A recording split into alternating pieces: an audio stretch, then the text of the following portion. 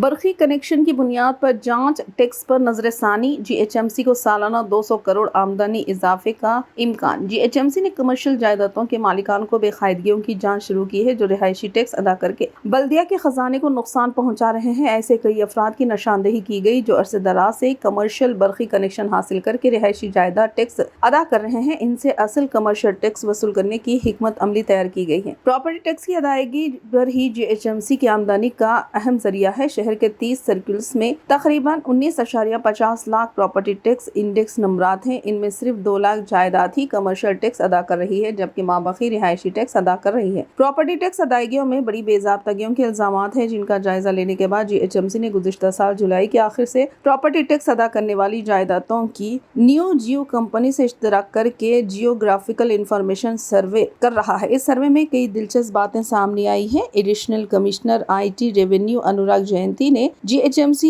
Revenue عہدیداروں کے ساتھ ایک اجلاس طلب کیا۔ عہدیداروں نے بتایا کہ ایل بی نگر زون میں 9,761 جائیدادیں، چار مینار زون میں 26,056، خیرتآباد زون میں 22,514، سکندرآباد زون میں 22,005، کوکٹ پلی زون میں 7,260، شیر لنگم پلی زون میں 9,342 جائیدادوں کی تفصیلات کو محکمہ برقی کے ڈاٹا سے منسلک کیا گیا۔ ان سے کمرشل ٹیکس وصول کرنے کا فیصلہ کیا گیا ہے۔